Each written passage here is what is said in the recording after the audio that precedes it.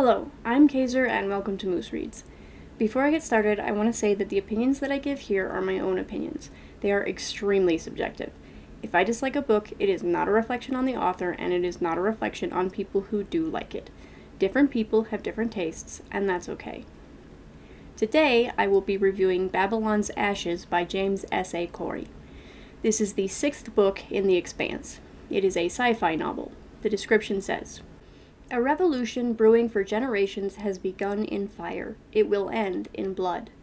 The Free Navy, a violent group of belters in black market military ships, has crippled the Earth and begun a campaign of piracy and violence among the outer planets. The colony ships heading for the 1,000 new worlds on the far side of the alien ring gates are easy prey, and no single navy remains strong enough to protect them. James Holden and his crew know the strengths and weaknesses of this new force better than anyone. Outnumbered and outgunned, the embattled remnants of the old political powers call on the Rocinante for a desperate mission to reach Medina Station at the heart of the Gate Network. But the new alliances are as flawed as the old, and the struggle for power has only just begun." 5 stars. I said in my review for Nemesis games that every time we hopped over to Naomi's perspective, it became extremely frustrating, because the Free Navy were all morons who crowed about what amounted to their own long, slow destruction. This book is just that pretty much the entire time, except worse somehow. Unlike most of this series, this book had more than 4 perspectives. I liked all the perspective characters just fine, Philip being the only one that skimmed the edge a bit. But because the whole human universe is now forced to deal with the Free Navy, the book consists entirely of how various people interact with them. The Free Navy continue to be the dumbest people to ever live, only now there are much more obvious signs that Marco is a terrible leader in the grand scheme of things. I'll get into that more in the spoiler section, but that more or less summarizes why this book was not my favorite. It was still very good, make no mistake. The stakes were incredibly high, the focal characters were well written and likable, and the events unfolded in a way that kept me entertained, just very frustrated. That's it for no spoilers. If you don't like spoilers, now is the time to pause or close the video. For everyone else, let's talk details. So pretty much the first thing Marco does is step on the toes of one of his allies. Anderson Dawes has always had some degree of control on Ceres Station, and with the Free Navy takeover, he's now fully in charge. So he's not thrilled when Marco decides to roost on his turf, essentially usurping the position he's worked his whole life for. But then Philip shoots a security guy for no reason, and Marco lets him off the hook. Dawes says he has to stay on Marco's ship and is never allowed to come back to Ceres, which Marco agrees to, but Dawes knows he's pissed about it and expects a reprisal. And then, of course, Ava Sorolla decides that if they've got limited resources to fight back, they might as well go big. So she sends what ships she can to take Ceres. And Marco, brilliant leader and expert strategist that he is, decides to strip Ceres of everything of value, evacuate who he can, which means the Free Navy first, and maybe some citizens if there's room, and leave what's left for the Earthers. He cites some group in history that used a similar tactic to avoid ever being conquered, and I don't remember who they were, so I can't look up the history. I'd be willing to bet that there's a relevant distinction here, which is that whatever group they were, they avoided being conquered, but I suspect no one could claim that they maintained any form of control during the relevant period. Marco is basically using survival tactics and claiming that he's ruling the universe by giving up ground. You see why this is frustrating? Additionally, he claims that any belters that die on Ceres as a result of him stripping resources and abandoning them will be casualties of Earth, not him, because they took over Ceres Station, so it's their problem now.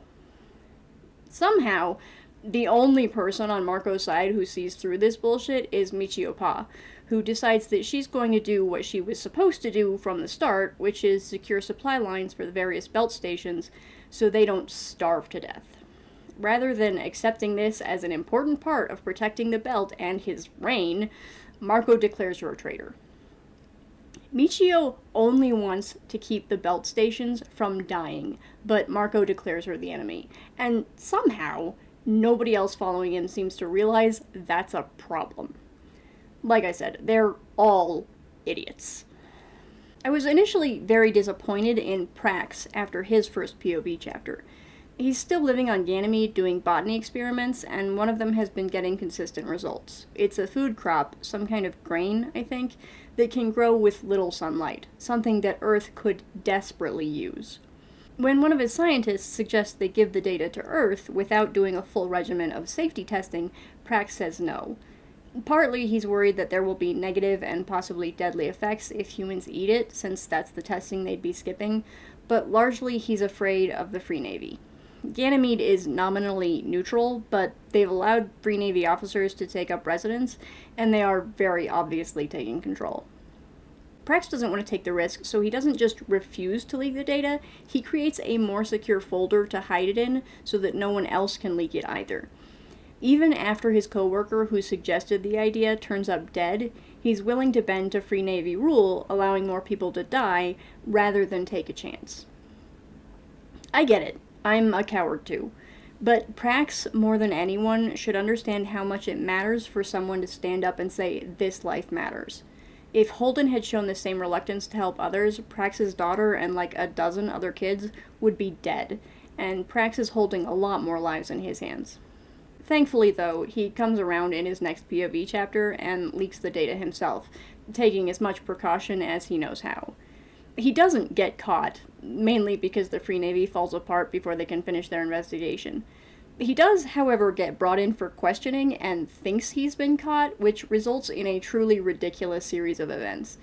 Prax is more or less clueless when it comes to anything other than his chosen field, so even when he confesses and tells the Free Navy to go fuck itself, he bungles it so badly that they don't realize that's what's happening. It's priceless. We get the first death of someone important in this book.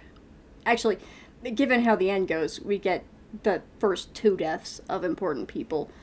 I'm not counting Arjun, although his death in Nemesis Games did break my heart. Fred Johnson dies on the way to a meeting with the leaders of the non-Free Navy belt, most of whom have now defected from Marco, because there's only so much water a person can ignore before they have to admit they're on a sinking ship. This leaves Holden to hold things together, a job that he is really not qualified for. He's great at doing what needs doing, but he's not built to make big plans. He does manage, somehow, and they take back Medina Station and therefore control of the gates, provoking Marco into bringing the full weight of his navy to bear. Because things went a little sideways in the attack on Medina, they're all more or less resigned to their inevitable death, but the crew of the Rocinante are never willing to go out without a fight, so they make their best plans.